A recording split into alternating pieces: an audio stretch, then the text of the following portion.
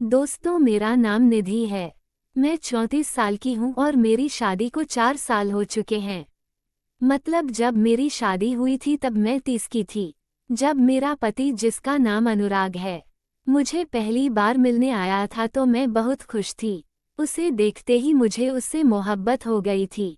उससे पहले मेरे लिए कई रिश्ते आए थे, लेकिन किसी को भी मैंने हाँ नहीं कहा था, पर जब अनुराग आया तो मुझे लगा कि यह वही शख्स है जो मेरे लिए बना है।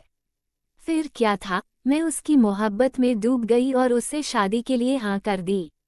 मैं हाँ कहते ही उसने मुझे एक खूबसूरत अंगूठी दी और उसी दिन हमारी सगाई हो गई। लेकिन सगाई के बाद मैंने उससे कुछ अजीब चीजें देखी तो मुझ पर वो हक नहीं जताता था जो एक मंगेतर अपनी मंगेतर का जताता है। मैं जानबूझकर ऐसे कपड़े पहनती थी जो थोड़े स्टाइलिश और आकर्षक, ताकि वह मेरा यह अंदाज देखकर थोड़ा अलग ध्यान दे। वैसे तो आप जानते हैं कि लड़कियों को ऐसा करना पसंद होता है, लेकिन वह तो जैसे कुछ दिखता ही नहीं था। मुझे बहुत अजीब लगता था। आखिर वह मुझ पर ध्यान क्यों नहीं देता? क्या उसे मुझसे प्यार नहीं है? मेरे दिमाग में ये सारे सवाल उठने लगे। मैं समझ नहीं पा रही थी कि क्या करूं। मैंने कई तरीके आजमाए ताकि वह मुझ पर गौर करे और थोड़ा सा भी जलन दिखाई दे, लेकिन कुछ नहीं हुआ। फिर मैंने सोचा कि शायद उसका नजरिया ऐसा है कि जब तक हम शादीशुदा नहीं हो जाते, उसे मुझ पर हक जताने का अधिकार नहीं। कई लोग ऐसे आप सोचते हैं कि जब लड़की उनकी पत्नी ना बन जाए तब तक उसे यह कहने का हक नहीं कि क्या पहनना चाहिए और क्या नहीं। मैंने भी सोचा कि शायद उसका ऐसा ही ख्याल होगा, इसलिए मैंने ज़्यादा परेशान नहीं किया तो सोचा कि शादी के बाद सब ठीक हो जाएगा। फिर सगाई के दिन गुजर गए और शादी का दिन आ गया। शादी का समारोह बहुत शानदार था। हमने अलग अलग दिन मेहंदी, संगीत, शादी का आयोजन किया था। मैंने सोचा कि अपने होने वाले पति को चौंकाने के लिए शादी में एक खास ड्रेस पहनूंगी जो थोड़ी बोल्ड और अलग हो। मैं देखना चाहती थी कि उसका क्या रिएक्शन होता है, लेकिन जब वो मुझे लेने आया तो उसने मेरी तरफ ऐसा देखा जैसे कुछ खास हुआ ही नहीं। ये देखकर मुझे बहुत हैरानी हुई। मैं खुद शर्मिंदा हो गई क्योंकि मैंने इतना खास लहंगा पहना था कि मुझे खुद उसमें अजीब लग रहा था। मैं सोचने लगी कि मैंने ये सब क्यों किया। अब तो मैं उसकी पत्नी बनने वाली थी, फिर भी उसे कोई फर्क क्यों नहीं पड़ रहा था वह मुझसे। वो कुछ क्यों नहीं कह रहा था कि यह क्या पहन लिया, तुझे ऐसा नहीं पहनना चाहिए था। आखिरकार मैंने खुद को तसल्ली दी कि शायद वो बहुत आज़ाद ख्यालों वाला इंसान है, औरतों की आज़ादी को मानता है। मैं अपने मन को समझा ही रही थी कि तभी वह बोला, मुझे पता है कि तुम क्या सोच रही हो, यही ना कि तुम्हारे कपड़ों पर कुछ क्यों नहीं कहा। तो सुनो, मैं तुम पर कोई पाबंदी नहीं लगाना चाहता।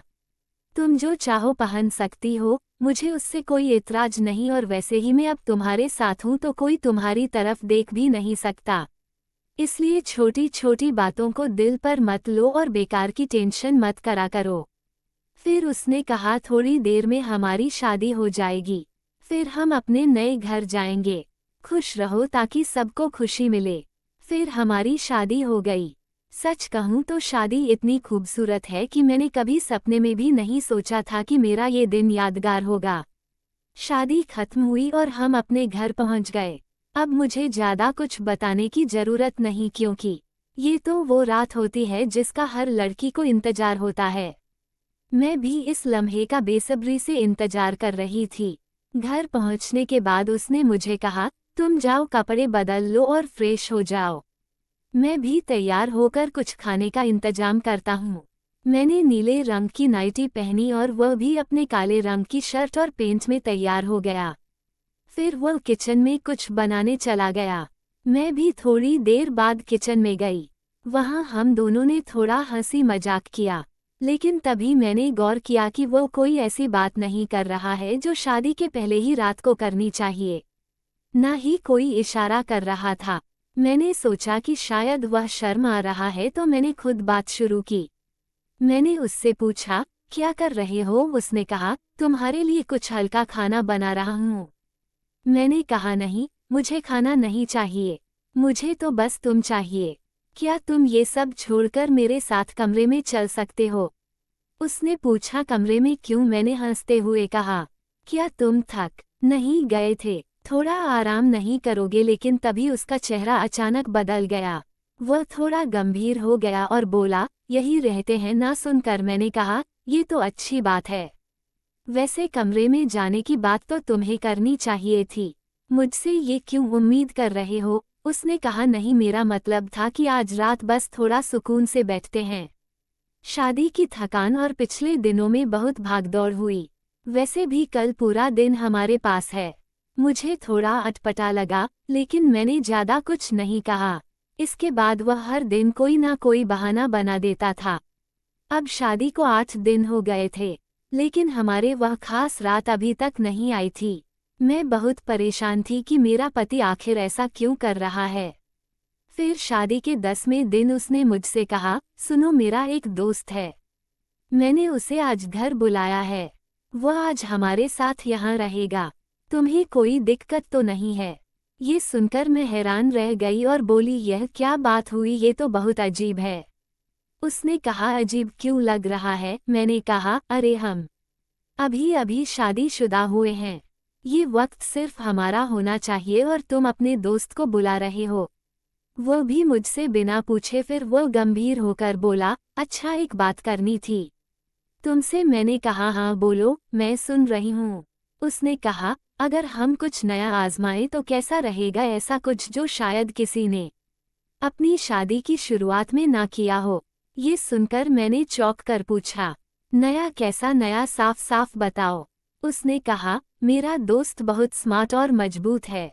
उसकी पर्सनैलिटी कमाल की है। वो हमारी मदद कर सकता है। इसमें बहुत मजा आएगा। ये सुनकर मैंने कहा कि मुझे कुछ समझ नहीं आ रहा। सब बताओ। तब उसने पूरी बात खुलकर बताई। जैसे ही उसने अपनी बात खत्म की, मैं सन्न रह गई। मुझे ऐसा झटका लगा कि मैं कुछ बोल नहीं पाई। गुस्से में मैंने कहा, क्या तुम पागल हो गए हो? ये तुम क्या बोल रहे हो?